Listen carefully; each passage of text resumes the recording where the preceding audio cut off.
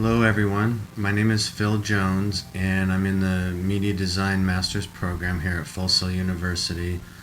I'd like to take a few minutes and reflect upon what we've learned during this past month in the course Defining Client Needs. And as I'm going through my reflections, I'd like to share with you some of my work. In the course of defining client needs, I've learned a few things. The first concept I learned was from week 1 in the case study of Chase Design Group. In this series of videos, Margot Chase and her colleagues discuss the design process and talk about how they come up with a personality profile for one fictitious person, a psychographic map. By designing for one particular person in mind, they can show the client how the information would translate to the larger demographic. Usually, design, for me, is personal, but this concept shows how one can totally remove themselves from being biased and influenced and observe the design process through the eyes of person X.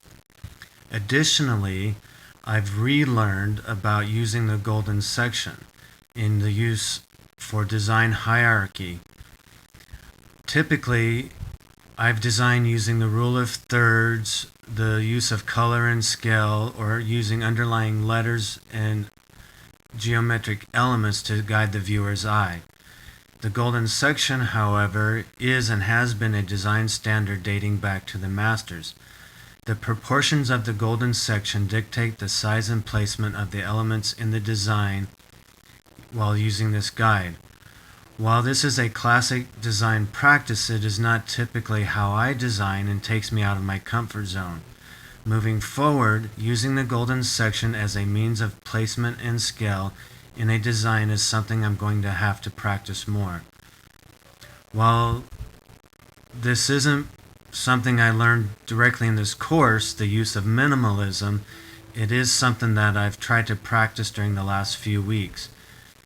In the video training Foundations of Layout and Composition, it is said that design is harder when less is used and the negative space is used to design. Minimalism is the concept of using less as more, and while this isn't something I've learned in this course, it is something that I've tried to practice. It was discussed in our go-to meetings and in the video training Foundations of Layout and Composition that it is often harder to design with less and let the negative space in a design draw the viewer in. The use of negative space in a design can create drama and intrigue. Using fewer elements in the creation of a logo requires more to be read or interpreted from each element.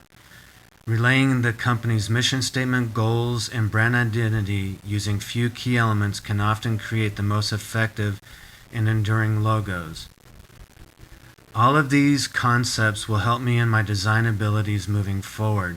They will help me hone my current skills, practice concepts I'm aware of but might not be so strong in executing, but also helping me to learn where some of my strengths and weaknesses are. I can better identify how and when to utilize these concepts in the overall design process, no matter whether for simple logos or completing a rebranding for a client. I'd like to thank all of you for reflecting with me on what I've learned through the course of defining client needs.